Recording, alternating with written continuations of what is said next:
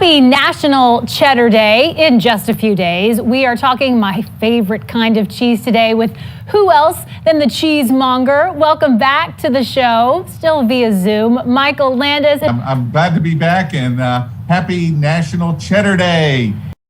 Yes, as I said a few moments ago, the only thing that would make it better is if you were with us here in person so that we could have a cheese party like we always do. But let's talk cheddar now.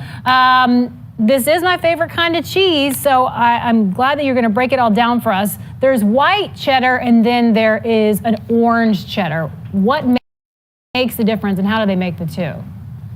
Well, you know, that's interesting. I get that a lot where people say, I love an orange cheddar, but I'm not a big fan of white cheddar.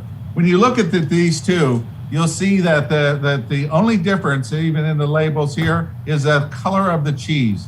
And the color of the cheese is based out of annatto, and that's a coloring they actually add to it. So there's no taste difference between them. There's no flavor to the annatto, so you don't have any difference. However, what happens with white cheddars, like here, we have more of an artisan look, and more of an aged version with dates on it. I've been, instead of saying mild, sharp, and extra sharp, it says aged for 4 years, aged for 8 years. So you see that more predominant in white cheddars. And so that's generally what we see. However, I have a 14-year aged orange cheddar too.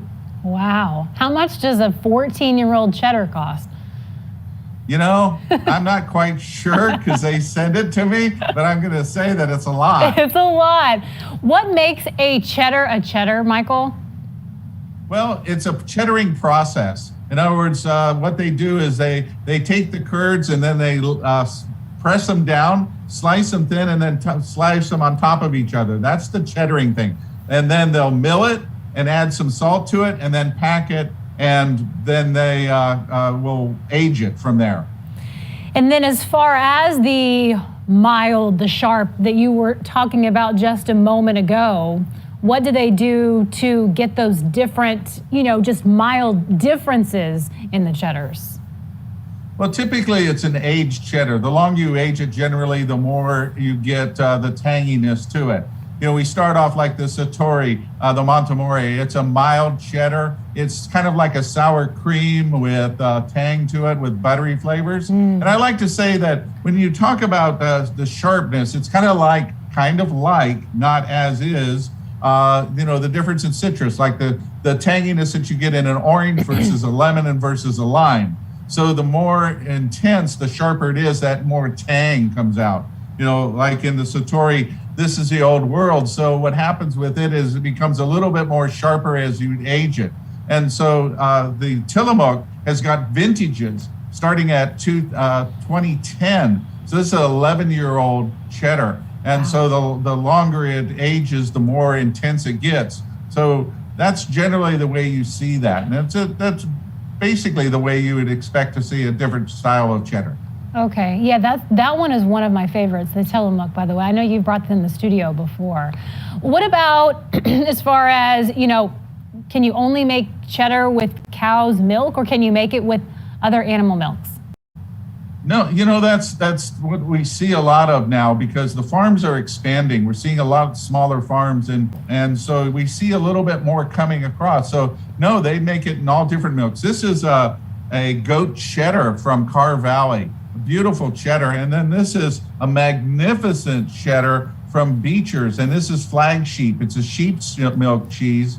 And then from Rogue Creamery, this is actually a combination of cow's milk and goat's milk. So in the sheep's milk, you're going to get more buttery flavors. It's very, very rich, but they don't make a lot of it. In other words, they have a small lactation. And then you have the goats, which again, small animals, but they're a little bit more tangier. But as it ages out, it really mellows out, but it's got a unique tang to it. And then when you blend it, it just kind of takes all of that great stuff together. Pairings. What type of wine or beer or cocktail, real quick, would you drink with cheddar?